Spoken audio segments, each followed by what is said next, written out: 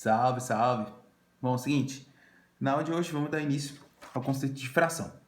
Bom, na aula online, na última, a gente já tinha conversado sobre ela, tal, alguns já viram isso no ano passado, então vai ficar um pouco mais fácil da gente conversar sobre isso. E ainda mais na aula gravada, que daí a gente vai deixar os tópicos mais importantes. Bom, fração é divisão, né? Divisão em partes iguais. A gente chegou a dar o exemplo, né, de uma barra de chocolate, que a gente pegava 3 pedaços, via quantas partes ela foi dividida, isso representaria uma fração. Mas daí o que a gente vai falar agora na aula gravada é só os detalhes mais importantes. Que no caso aqui, ó, a composição dela é formada por numerador e o denominador. O numerador é o número de partes da fração que eu vou pegar, e o denominador foi quantas partes essa fração foi dividida. Então, olha só, a nomenclatura dela. A nomenclatura dela a gente falou que o numerador é lido cardinalmente e o denominador ordinalmente. E a gente começava com o denominador 2, né? E falava meio. Aí a gente vai até o 9 nessa ordem, né? Ó, denominador 2 meio, denominador 3 terço, denominador 4 quarto, aí 5 quinto, sexto, sétimo, oitavo, nono.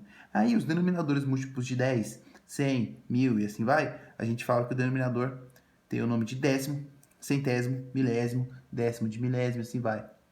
Como vocês já estão acostumados a falar. E denominadores maiores do que 10, falamos em avos. Que agora a gente vai dar exemplos para ficar mais fácil da gente assimilar isso aí. Olha alguns exemplos que eu coloquei aqui para vocês. Bom, ó, tá vendo aqui? 2 e 3. 2 terços.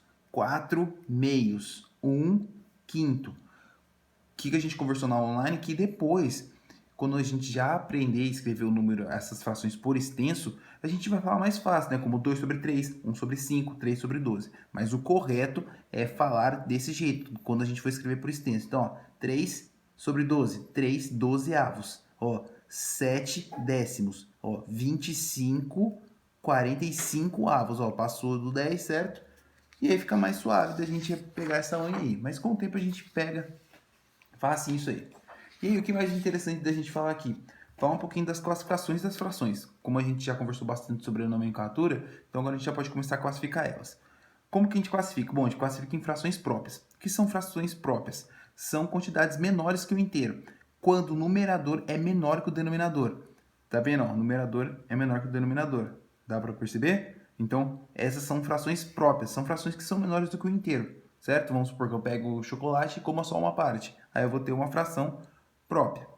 As frações impróprias são quando as quantidades são maiores que o inteiro. O numerador é maior que o denominador.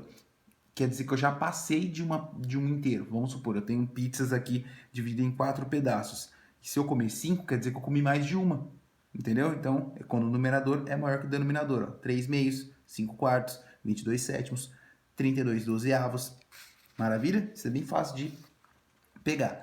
O que agora começa a dar uma complicaçãozinha seria o fato de eu falar das frações aparentes. O que são frações aparentes? É uma fração que representa o número inteiro, onde a divisão entre o numerador e o denominador é exata. Então vamos supor, eu vou lá dividir a minha pizza em 8 pedaços, certo? E aí chegou várias pizzas em casa, daí no fim das contas eu comi 16 pedaços.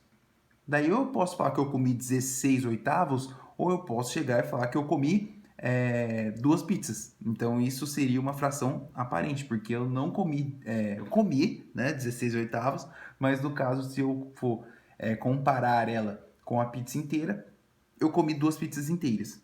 Que é o que acontece aqui. Então a gente já pode começar a pensar em fazer conta, né? No caso aqui, ó, por exemplo, tá vendo? Ó, 10 meios. Se eu pegar 10 dividido por 2, dá quanto? 5. Quer dizer que eu tenho 5 inteiros aqui. Então, toda vez que a minha divisão do denominador do numerador pelo denominador for correta, for exata, então seria uma fração aparente. Equivale a um número inteiro. Tá vendo? 32 sobre 4, 32 quartos, equivale a 8 inteiros.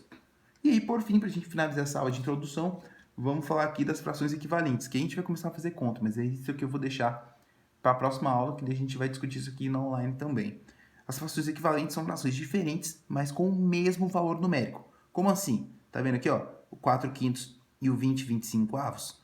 Elas são frações diferentes, correto? Sim, mas elas possuem o mesmo valor. Se a gente perceber, ó, se eu multiplicar aqui por cima por 5 e aqui embaixo por 5 também, Eu tenho frações diferentes, só que elas têm o mesmo valor numérico. É que nem eu falar, bom, eu comi 4/8 da minha pizza, certo? 4/8, 4 pedaços. Eu posso muito bem falar que eu comi metade. O que eu fiz daqui para cá? Eu dividi por 4 e aqui embaixo eu também dividi por 4.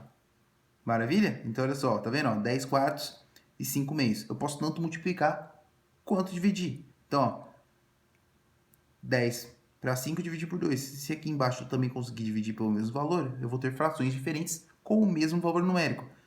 Ou eu também posso fazer o quê? Um outro método, que é multiplicar elas em cruz. Ó, tá vendo? Ó, 10 vezes 2 dá quanto? 20. 4 vezes 5, 20. Então elas são equivalentes. Eu não preciso perceber desse jeito. Eu posso muito bem multiplicar elas em cruz e ver se elas são equivalentes. Ó, 4 vezes 25, 100. 5 vezes 20, 100. 3 vezes 28, 84. 7 vezes 12, 84. Então quer dizer que elas são equivalentes. Maravilha? Então essa aula é de introdução para frações.